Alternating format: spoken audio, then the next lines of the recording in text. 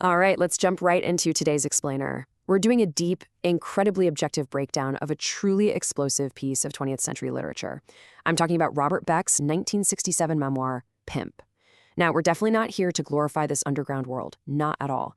Instead, we're going to unpack the dark, highly calculated psychology that fueled it all and the intense mental conditioning that a person actually needed just to survive it. So, the core thesis of this lifestyle, it's brutal. Beck writes, "A pimp is the loneliest bastion on earth. He's got to know his hoes. He can't let them know him." That word right there, bastion, is absolutely key. It means a fortress, right? The lifestyle demands this absolute, totally isolating emotional detachment. The pimp basically has to view himself as entirely separate from everyone around him. He functions as this untouchable observer who manipulates the situation without ever revealing his own vulnerabilities. And you have to remember, this wasn't just some obscure diary. It was a massive cultural phenomenon. By 1973, Pimp had been reprinted 19 times. We're talking nearly 2 million copies sold. That is huge. It was this raw, completely unfiltered transmission from a world that polite society usually just ignored, and it resonated so massively, leaving a really lasting mark on literature and pop culture. Now, to really understand the book, we have to understand the title. Iceberg Slim wasn't just a street name. It was literally a psychological suit of armor. The moniker was actually coined by an older mentor named Top, and it signified a completely cold, totally emotionless approach to the streets. It was an armor made of pure ice. To survive the extreme volatility and the violence of that environment, the author had to cultivate this persona, effectively building a sociopathic mask to suppress any trace of basic human vulnerability. What we're really looking at here is a deep internal divide. On one side, you have Robert Beck, a man battling severe, unresolved childhood trauma and some really profound internal conflicts. And then on the other side, Iceberg Slim, the ruthless, hyper-calculated street gladiator. The entire memoir essentially represents this ongoing, exhausting war between a damaged human being and the monstrous alter ego he built just to shield himself from further pain. Section 1. The Psychology of the Game. The text outlines these incredibly strict, uncompromising rules for survival in this environment. The whole dynamic was built exclusively on financial exploitation, never affection. You must never show weakness. The women must be isolated, and a core directive was to always secure the scratch, the money, up front, ensuring absolute financial dominance. Beck is very explicit that pimping is not a game of love. It requires the pimp to remain a constant, unsolvable mystery so he can maintain that unbalanced power dynamic. And the mechanics of this control were deeply clinical and, frankly, highly abusive. It started with demanding absolute obedience, which was enforced through just relentless psychological pressure.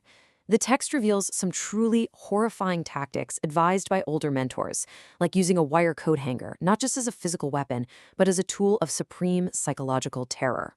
And why? Because the ultimate goal was to completely snap a person's will. Isolation and fear were literally just tools used to extract the scratch. Section 2. Mentors of the Street. Listen to this specific piece of advice from a veteran named Baby Jones. He says, "A pretty woman and a white horse are just alike. They both will wreck a stable." I mean, wow. This starkly illustrates the deeply misogynistic, highly transactional, and fundamentally paranoid worldview that was passed down to Beck.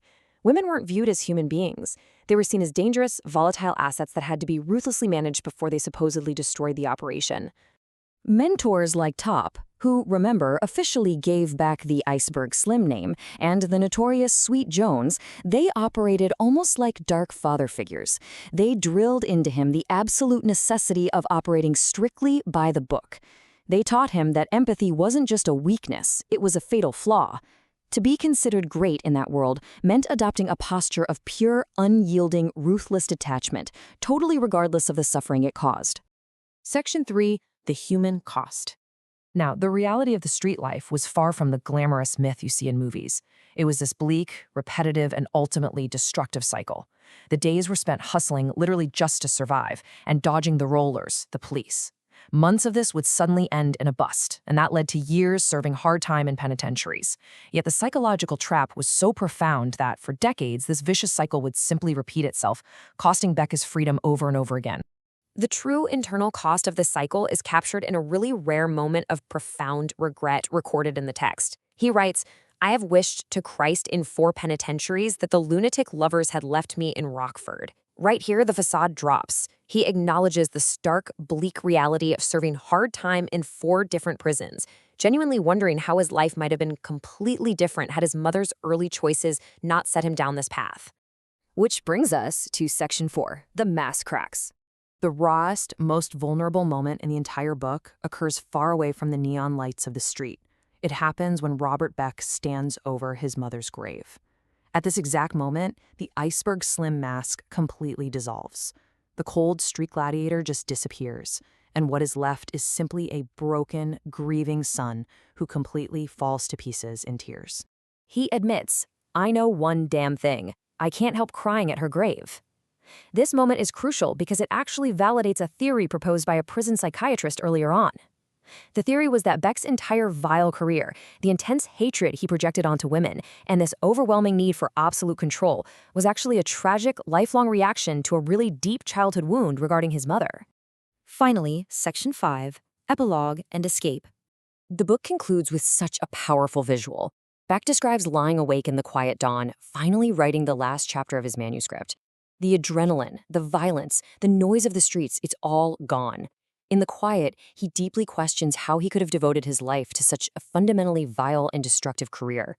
This quiet dawn beautifully signals the death of Iceberg Slim and his final, permanent transformation into Robert Beck, the writer. So that leaves us with this final, truly provocative question. How does a man, deeply embedded in such a vile, psychologically damaging world, actually manage to walk away, reclaim his humanity, and then write a 2 million copy bestseller? It really speaks to the intense paradox of human survival. The exact same psychological resilience that allowed him to build the monstrous Iceberg Slim persona is what eventually allowed Robert Beck to deconstruct it, survive his own mind, and achieve a profound literary awakening. Thank you so much for joining me on this intense journey through a very complex piece of literary history. Now, if you found this clinical breakdown valuable, and if it helped you better understand the psychology of trauma and survival, please hit the like button right now. It really helps us out and tells us to keep making deep dive explainers just like this one. Until next time, keep analyzing, keep questioning, and keep learning.